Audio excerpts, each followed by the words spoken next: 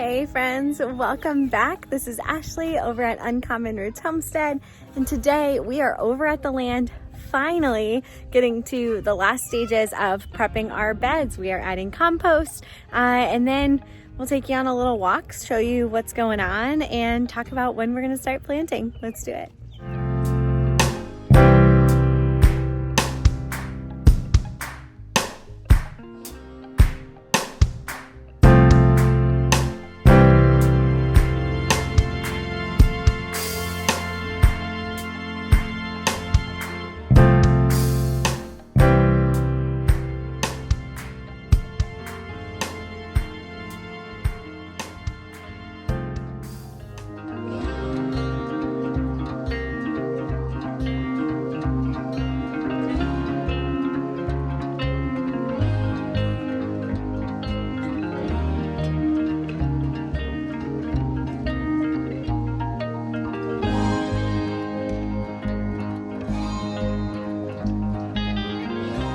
Like most good things, now we have to take a break and we're gonna go clip a chicken's wings because she keeps getting out and there are hawks everywhere and she's not gonna be with us much longer if she doesn't cut it out. So let's go do that real quick.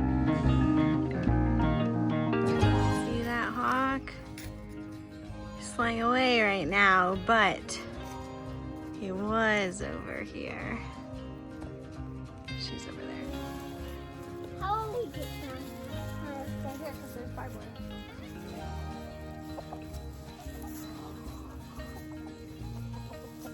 Stand, there's five more. You won't make us.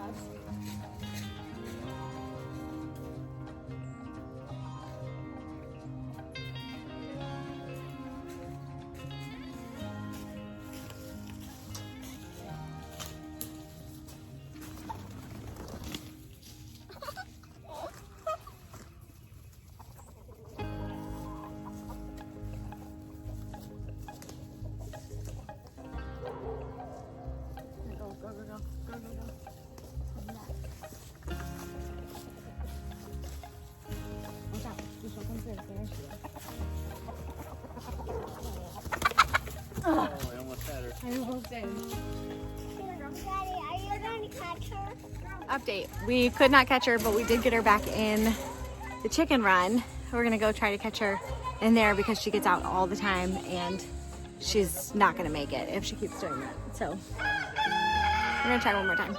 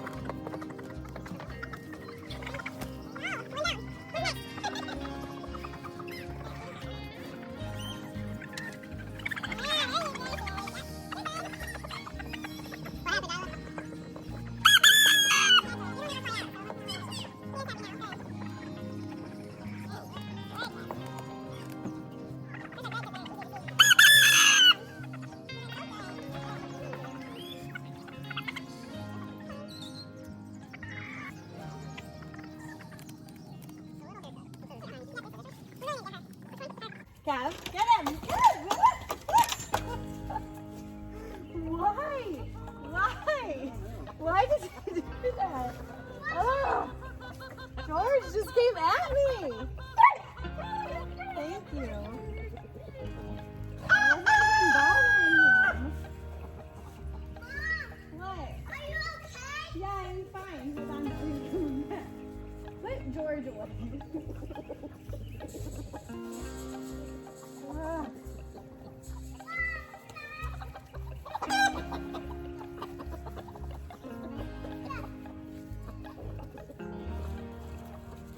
white one.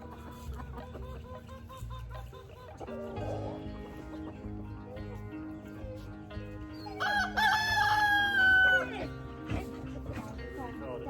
Yeah. The white one's too hard to catch. It's so hard. And now George is being mean again.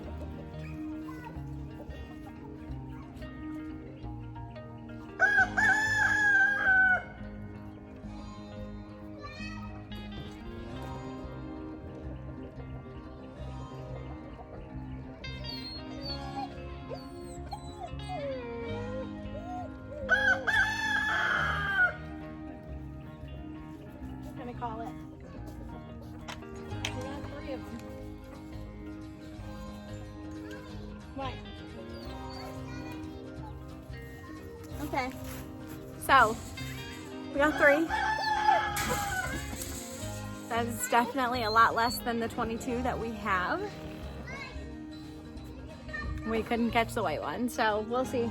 George got a little feisty, but we gotta go finish the compost before it starts raining, so I think that's that. So as soon as I turned the camera off, we actually caught like 4 more, and I sat on George because he was out of line. So Kevin caught him, and then I just kind of held his shoulders and held his wings in, and I didn't like sit my whole weight on him. I just kind of like put some pressure on his back while I held his neck, which kind of simulates what they do to a hen, which is also a dominance thing, right? So I did that for a little bit, and I pet him and I talked to him and told him that he needed to love me, and he didn't bother me again after that. So we'll probably just start doing that every time that we're in there. Our goal is to try to keep George, at least until we move here, because he is serving a purpose. He is protecting the flock. We do have a lot of vulture and hawk pressure. So anyways, we're gonna go finish the compost, and hopefully our kids don't lose it. So let's go. Every episode. It is like the theme. Like hopefully our kids don't lose it. But we work until the kids lose it. and people wonder why it's taken us like 3 months to get the potager garden ready. Yeah, we just work until the kids throw a fit.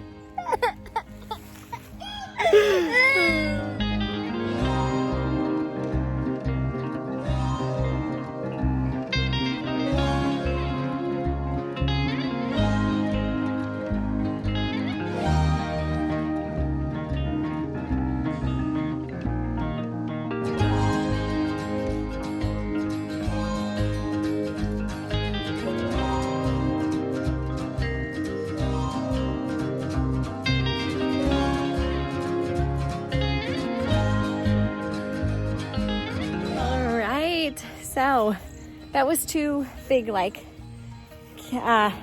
caterpillar scoops of compost, and it did about 4.5 of these 6-foot by 3-foot beds. We're probably, Kevin and I were talking, we're probably gonna need like 10 truckloads, like our truck, a pickup truck, to finish out the beds that we have planned. Maybe a little bit more depending on how much we put into the in-ground beds that we're going to be preparing.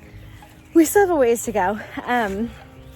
Our goal is to kind of fast track it this week, and Kev's going to be working out here just about every day this week to try to get us moving a little bit and get us a little bit closer.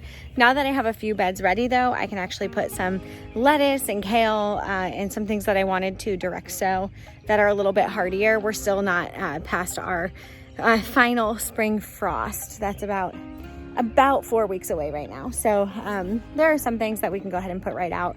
I don't have my cattle panels up yet, or else I would start to sow peas. I will probably do that as soon as I get those up. So Kevin's gonna prioritize getting the beds finished being built, and then we'll together kind of do the compost dump. The good thing is that we don't have to do this every year. And that's kind of what we keep saying to each other is like, it's only this much this year. Now, if we expand the garden, all bets are off, because we'll be preparing a whole new space. But for now, for this space, what we're building here, we won't have to do this much work ever again in like the next year. Instead of like we'll never like empty out the soil in these beds. The exception would be if we had some kind of fungus or something that was like really sick in the soil, maybe we would consider that. But what we've done is we've laid mulch and then compost, and then we'll do mulch and then compost, and kind of every year we'll just add mulch and then some fresh compost right before we plant. So we'll just kind of pack those up because they're raised beds. It will condense a little bit, so we'll just kind of add some more on top. Usually I add a little bit of compost mid-season the first year too, because these will settle a lot. So there will be space to add more. But for the most part, it is getting there. I feel like I've been saying that in like every video. Like, we're getting there, we're getting there. But this time, we're actually getting there. Let's see. We got, I think this is new since the last time I did a video. That's one of the first 24-foot beds. There's gonna be a second one right there. These are almost ready. My asparagus should be arriving soon. I think they're 2-year, second-year crowns. So we won't be harvesting asparagus this year, or probably not even next year, even though they are 2-year crowns. So this year would technically be the 3rd year. I want to let them get really established before we start cutting on them. Maybe next season we'll eat some, but definitely not this season. But all of that to say, the potager garden is coming along.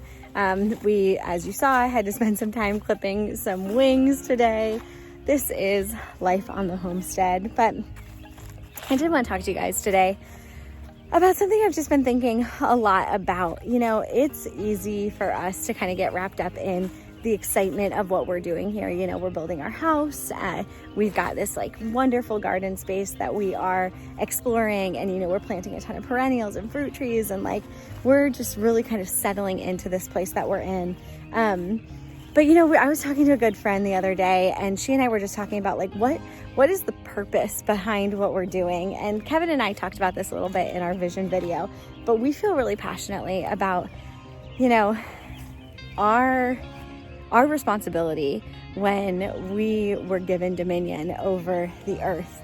What does that responsibility look like? And I think it's really easy to, you know, focus so much on certain areas and not so much on others. And for us, one thing that's really important in being a good steward of the earth is sustainability, and making decisions that help us to be just a little bit more sustainable. And that doesn't mean that you have to be 100% sustainable, right? Like, that doesn't mean that everybody needs to go move to acreage and plant all their own food and raise their own meat. Like, that's not what it means. What it means, and what I want to empower you by, is just the truth that any little decision to be sustainable can make a huge difference. You know, whether it's, you know, having a little container garden where you're growing all of the lettuce that you would eat in a year, and you're choosing that path of sustainability for yourself, that not only is going to reduce the amount of times that you have to go to the grocery store to buy lettuce, but it's going to make you healthier because you're probably going to eat more lettuce. It's going to cause you to focus a little bit more on the soil and how you grow things, which is better for the earth. It's going to cause you to kind of think through what sacrifice goes into any food that you're eating. You know, whether it's vegetable or meat or egg, there's some kind of sacrifice in every type of nourishment. A plant has to die, an egg has to crack, an animal has to die. Like, these are things that are part of nourishment and part of sustainability. And I fervently believe that the more that we recognize and appreciate each little piece of the process, like each little piece of sustainability, each little piece of the food chain, the more we respect all of those things, and the more cognizant we are of the decisions that we're making and the way that we're supporting different areas. You know, whether you choose to shop local and support your local farmers, or if you're going to a big box store and you're supporting, you know, maybe even in some cases international farmers, you know, all of those decisions make a difference, and all of those decisions are good. And I think that, we can get so caught up into full all or nothing kind of thing, I was talking to my friend earlier this week, and she said, I've always been really interested in the homestead lifestyle, and I like to think that I'm a homesteader. And she said, but you know what, like last year it kind of everything blew up at me because people were coming to me and saying like, you're not a homesteader, you live in an apartment. Like just because you make your own butter and you make your own bread and you're growing food on your balcony and like you're doing all of these things, you're not a real homesteader. And she said like that was really discouraging, and she just felt like, okay, this isn't for everyone. Like there's a threshold to get in, and that's completely counter to what our purpose is here, right?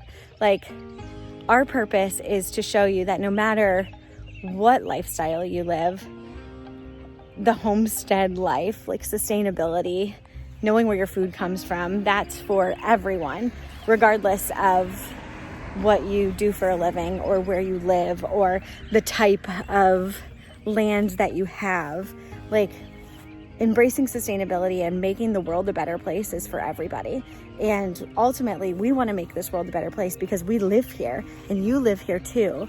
And so I think that it's all of our responsibilities to band together and make this a better place through the decisions that we're making. And not only are we making the earth healthier, but we're making ourselves healthier. We're creating a better future for our children. We're teaching them that, a drive-through convenience store life isn't reality. Like it's some part of a skewed reality that's really not sustainable.